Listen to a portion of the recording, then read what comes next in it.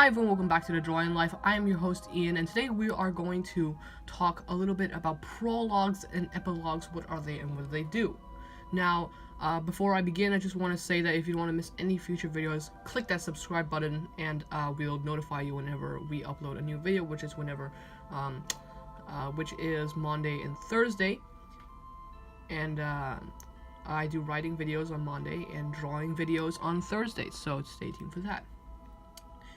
Now, what is a prologue? Let's just begin with a definition of that. It's an event or action that leads to another event or situation, and it is also a separate introductory section of literary or musical work, Now, what is a prologue used for? A prologue is, number one, used for giving exposition to the reader or audience beforehand, so that the whole story isn't filled with exposition and background information. Now, if you want to go check out my other video about exposition, you can do so right there. There will be an I, the letter I, that icon that's up in the upper left right section. I'm sorry, the right section, upper right, and you can just click that, I think, and then it'll lead you right to that exposition video. But anyway, if you want to learn about exposition summary and you don't want to go too in depth, exposition is basically background information that we want to give to the reader or audience. So in movies, like they might give it in narration or through conversation. I think narration is the easiest way to give exposition and such. So a prologue is used for giving exposition to reader or the exposition to the reader or audience beforehand, so that the whole rest of the story isn't filled with dumping background information on the reader or audience. Now, it is also used for showing a key event that will happen later on in the story, and is significant to the ending or climax of the story. So it's just used for a scene that we have to know to understand, and is significant to the ending or climax of the story. Now, hold this second point here in your head for a little while, because we're going to come back to it later. Let's talk about epilogues. What is an epilogue? It is a section or speech at the end of a book or play, or in this case we might discuss movies, that serves as a comment or on or a conclusion to what has happened. Now, when do we use prologues, and what is a epilogue used for? Sorry, I said epilogue. I said prologues right there. Number one is to either foreclose or hint possibility of a sequel. It can either tell you that there's not going to be a sequel, like the ending, like it just ends and wraps up everything, or it could hint possibility of a sequel, like there's a cliffhanger at the end of epilogues. Now, in movies, epilogues are usually used in post-credit scenes, like after the important credits roll by, there'll be a post-credit scene or mid-credit scene. That will usually be where the epilogue is.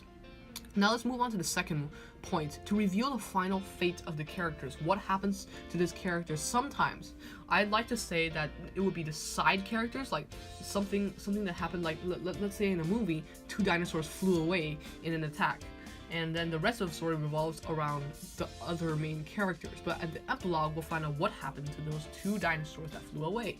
Like they came across a paradise island, or they came across like this dinosaur valley or something like that. We'll reveal the final fate of the characters. Or you could just reveal the final fate of the main characters, which you could just reveal in the ending of the story. But I see. So I would use this for more of the side characters.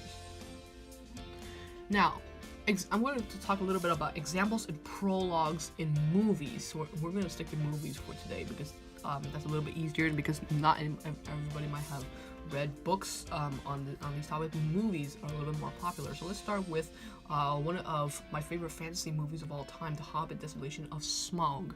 That beginning scene where Thorin meets Gandalf in the inn, and they have a conversation before we fast forward a year, and then we see Bilbo, and then the titles roll in.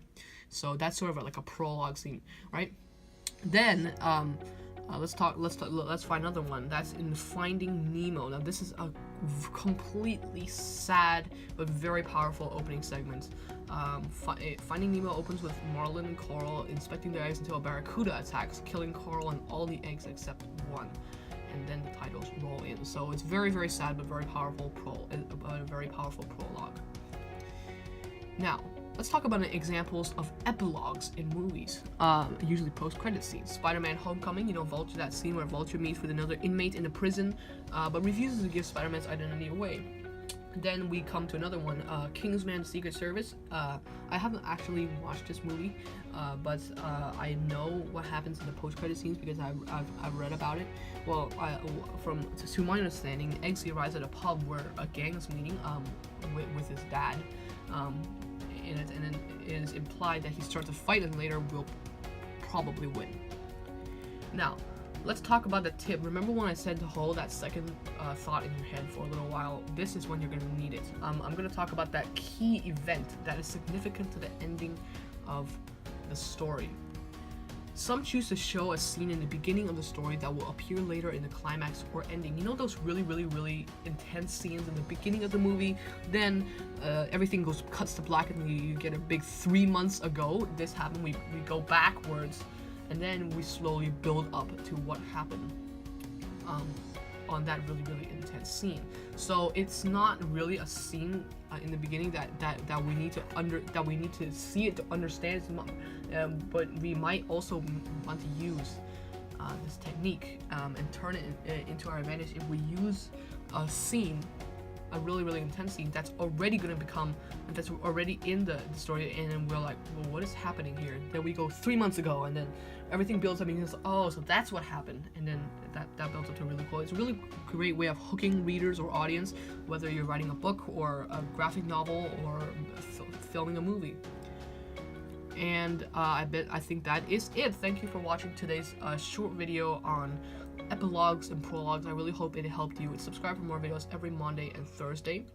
And I do want to say that I will be doing a live stream on October 31st, 3 p.m.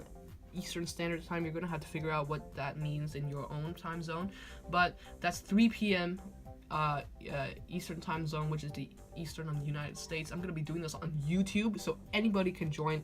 I'm going to be doing my final Inktober drawing live, and you can ask questions if you want in the chat, and I will answer them live while I am drawing. So I'm really excited for this. It will be this Wednesday, 3, and yeah, aside from that, I believe that is it for this video. Please subscribe again, and I want to thank all of you for watching this video. We'll be back next time.